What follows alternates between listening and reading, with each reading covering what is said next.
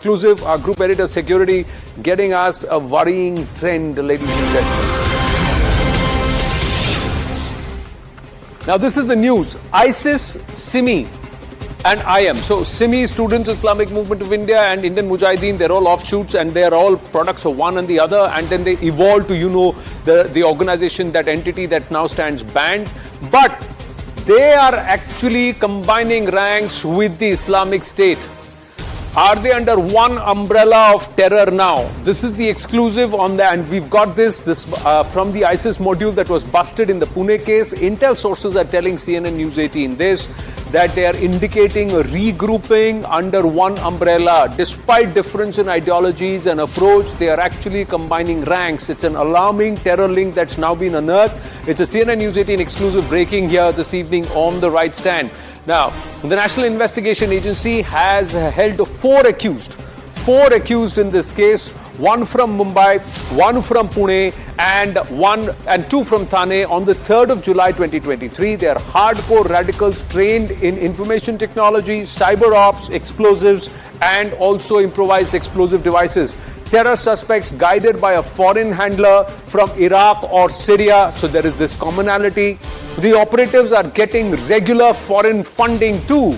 And this is the connection. The probe reveals individuals with Indian Mujahideen, SIMI and ISIS affiliations are working together. They're combining ranks. The names, the funding was distributed at various times in Pune, in the Pune case, and differing from typical ISIS approach. So the fundings were, so the ISIS approach and the hybrid module of how SIMI-IM would function. There is more information that we'd like to share, ladies and gentlemen. These hardcore radicals, how they combined rank and why it is said that they are all combining ranks. There is one entity, Saquib Nachan. In the Mumbai triple blast case of 2000 to 2003, he's a convict. He is the ex-secretary of SIMI. He's serving 10 years in prison for his conviction, and Hazaribagh, Uttar Pradesh. He hails from Hazaribagh, Uttar Pradesh. But then the Pune connection, the accused Shahnawaz, was part of the same meetings that Nachan's son also attended. So this is the link that someone from SIMI and Shahnawaz, who is an ISIS ideologue, this Nachan's son, Saqib's son, and this guy Shahnawaz were part of meetings together at the same time. And this is where the connection is, that are these all linked? Are these hardcore radicals, fundamentalists and educated, very sharp at that end? Are they all now combining ranks? Irrespective of the fact that their ideologies may differ and they may be at variance with each other. I have Shashikant ji, former IPS, and also Sushant Sareen, fellow of ORF with us. Sushant Sareen, sometime back we had said that radicals are radicals and they may at desperate times combine ranks. We saw this trend even in Pakistan, where warring jihadi outfits were actually combining ranks. Is that trend now also manifest here? Yeah, and it shouldn't come as a surprise to us, Anand. Look, there is a kind of an ideological continuum between all jihadist groups, regardless of the school of theology or the doctrinal schools that they follow. So there is a continuum out there. But there are theological differences which also make them fight with each other. But there are times when they feel that they are under pressure or they are working for a common cause at a particular point in time. There are tactical alliances which are also struck. So, for example, we've seen in Kashmir, we've seen that groups like the Lashkar-e-Taiba, which is a Wahhabi Salafi organization, and a group like the Jaish-e-Mohammed, which is a Deobandi organization, have also joined forces at times and carried out operations, right? Including with Hizbul Mujahideen, which is Jamaat-e-Islami. Correct.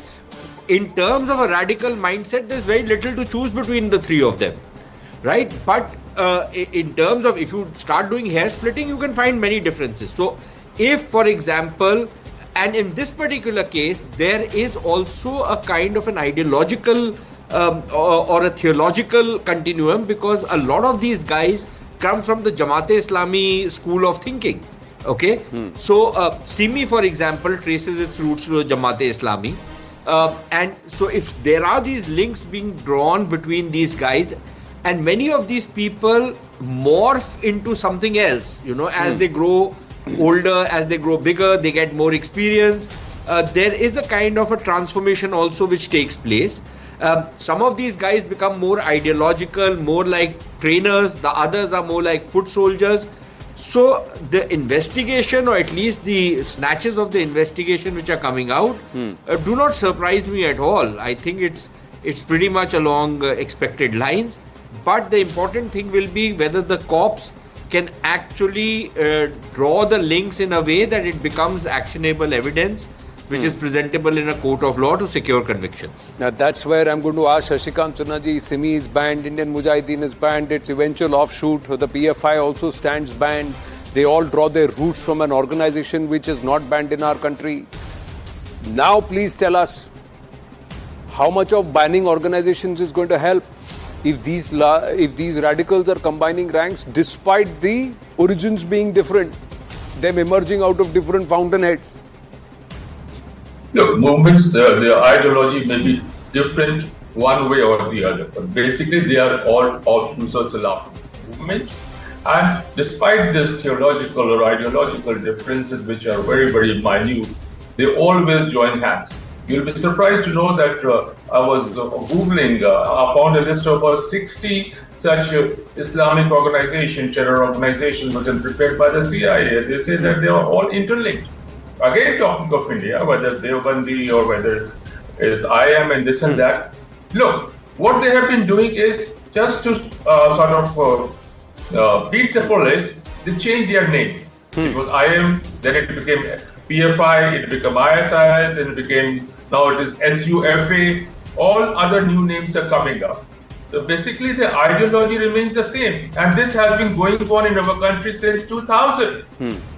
Since 2000, we have had 74 incidents all over the country. In these organizations, they have been taking various names, whether it was Deendar Anjuman, which had started this thing way back in, I think, 2000, in Kerala, some southern states, where they had bombed certain churches, etc. Basically, their thinking remains the same, which had started way back. I was reading somewhere in the 7th century, Hajariyas or some such name, they had saying that particular ideology. They said that, yeah, religion is important, but if they use terror as a tactic, that's again justified. This kind of thought is typical, and I think the NIA has done good work, but the thing is that they have to link up all these organizations. All these organizations, they take up different names and they look like as if they are springing up, a new thing has sprung up, whereas they are not new things.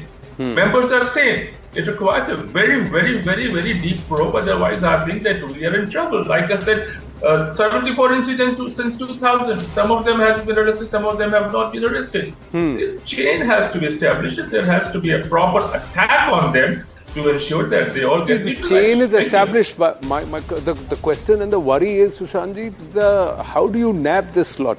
Because the moment you ban one organization, and this time around the arrests have been comprehensive, a lot of people have been moved. But tier 2, tier 3, tier 4, that entire entity moves en masse into other organizations which don't stand banned. The other thing is this combining of ranks and waiting for the right moment. That means that they are all waiting and they're just amongst us as common people, and they could activate themselves at any point in time. How do you know, or even if you know that somebody is radical, fundamental, how do you nab them, how do you catch them, and how do you stop it? So, again, Anand, 2 points. One, on the whole banning issue. I think it is important that bans are imposed on some of these organizations, because bans act as disruptors. If you don't ban an organization, then it just continues doing business as usual. Now, of course, there is an alternate view which says that don't ban an organization, let it operate in the public domain. That way you can keep a much closer eye on it. I am inclined to believe that a ban works much better. It tends to disrupt their activity. The state can clamp down on their resources, on their properties, on a range of other issues, arrest many of these people, put them out of business, at least for some time.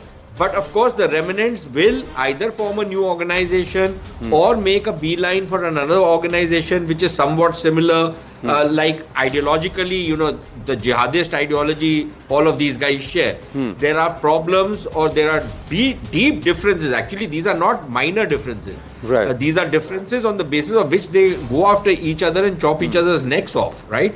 So these ideological, doctrinal differences are very serious. These are fundamental theological problems between them. We might think that those are minor, but for them it is very, very significant. So don't underestimate that. But that aside, see, the point is, the moment they go into other organizations and they become part of it, it becomes a little difficult to trace them. But then this is what intelligence organizations are supposed to be doing, isn't it? This is what counterterrorism is all about.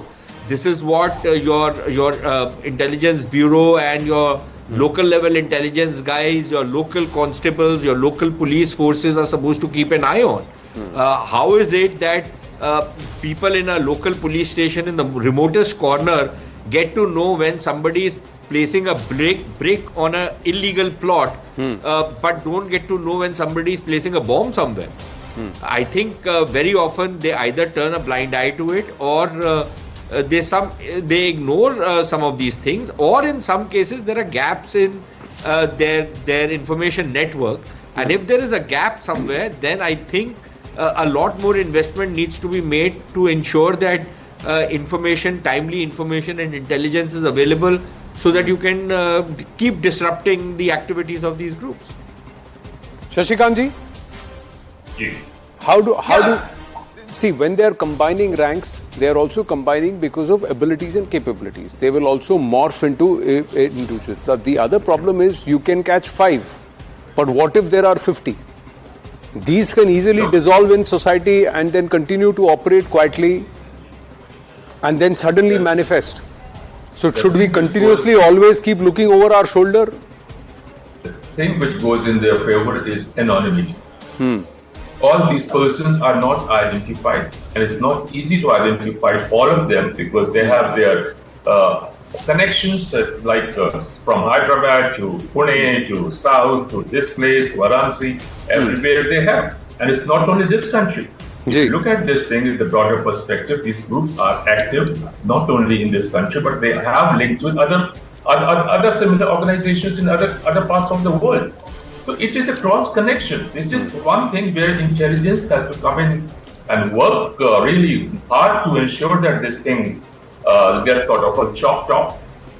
Whether it's deep infiltration or this thing, there are so many tactics that we have been talking about. We talk about it. But again, yes, banning is very important, because if they are banned, there are raids. We get certain documents, we get certain more information which is not readily available.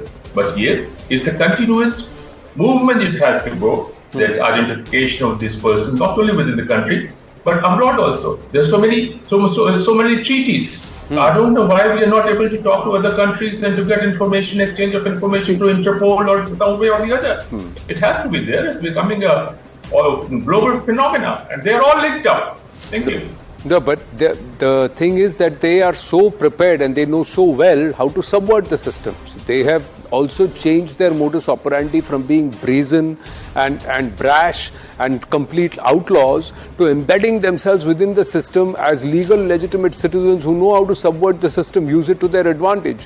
Do you believe that's the biggest challenge right now, Sushant Sareen?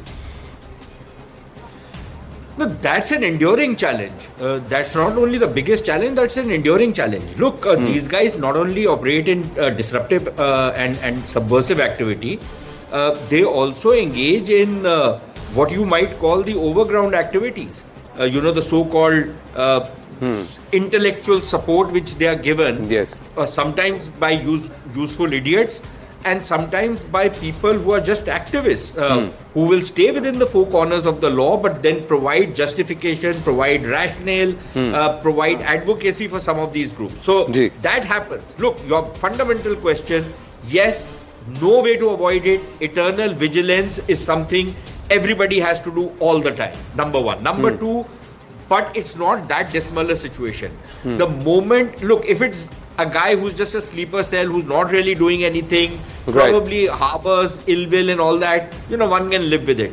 But the moment they try and become operational, then a lot of other things have to go into them becoming operational successfully. That is where intelligence comes in. Is the guy trying to procure some kind of explosive? Is somebody who is doing maybe IT work suddenly buying a lot of fertilizer or ammonium nitrate, for example? I'm just dumbing it down right now, but these are kind of things which should set alarm bells going. Obviously, the fact that we have managed to disrupt many of these guys means that by and large the Indian intelligence agencies are doing their job and doing them pretty well. Can they do better? Of course they can. There's always room for improvement. Is it going to be a cat and mouse game? Yes, it is going to be an endless cat and mouse game, and we have to be reconciled to that reality. I think the bigger challenge is also intelligence will do its work, the cops will do their job, they'll round them up and they'll catch them. But is our legal system ready to support those who are radical, who intend to harm society, but they haven't harmed society yet? Because the law does not provide for a situation like that if it is proven beyond reasonable doubt. Now, that's where we have a problem. That unless they do an act of crime, they do not get punished. And that's where we seem to have an issue about what to do with them, because they will be out within 4 or 5 years. And once they are out, then they come out far more radicalized and far more smarter, because they learn the tricks of the trade in our jail systems. That's another debate for another time. Shashikantji, Sushant Sareen, thank you so much. We're going to take a very, very short break on